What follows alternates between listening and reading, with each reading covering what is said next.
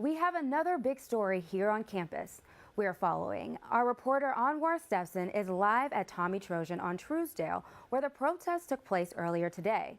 Anwar?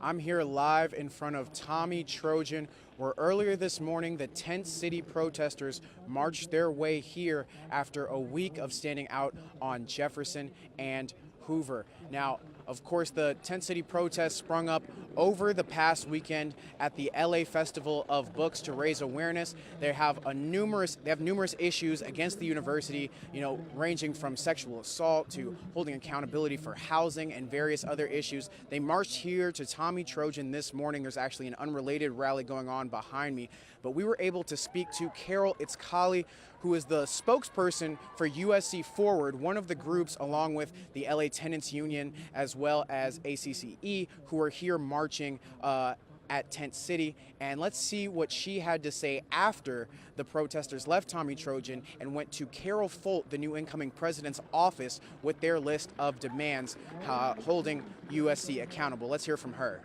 So today was day 6 of our Tent City. It culminated with a rally that was joined by dozens and dozens of students and faculty, along with community members and tenant advocates. People picked up tents and we marched. So as I mentioned earlier, there were a list of demands that the Tent City protesters wanted to hold.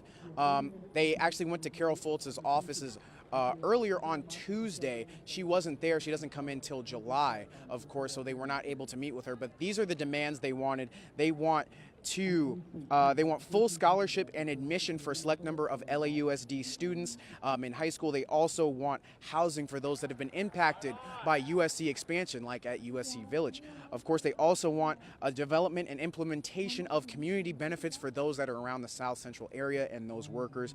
And they also want a campus free of sexual assault, harassment, and violence. Of course, USC has been embroiled in scandals such as Tyndall and other major doctor sexual assault scandals. And finally, they also want just compensation for graduate workers and faculty, those who work here and labor here at USC. They often think they have low wages. Now, like I said earlier, the protesters started off where they've been all week at Jefferson and Hoover and marched this morning to Tommy Trojan. And at that march, we were able to talk to someone who is the leader of the students that were protesting there.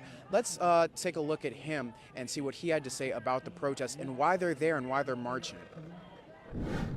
The tents are symbolic of the tent cities that, first you would see them on Skid Row, but now they've expanded all over Los Angeles because this city refuses to invest in affordable housing.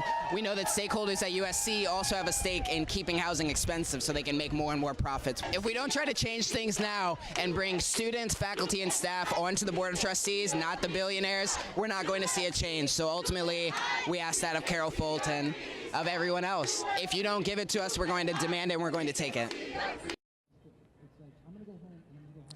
Now, the protesters also had a symbolic statement for incoming President Carol Folt.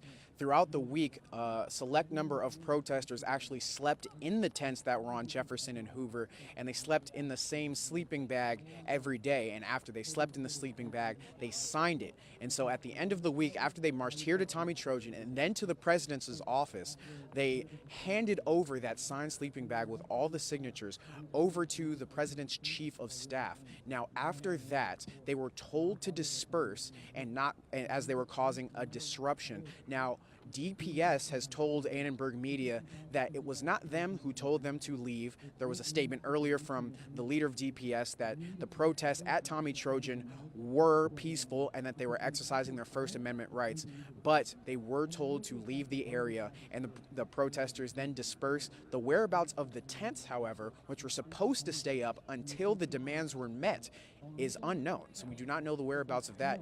There will likely be more information coming in the following days, and we'll follow up with that story. But for right now, I'm Anwar Stetson with Annenberg Media, live here at Tommy Trojan. Let's send it back to the studio.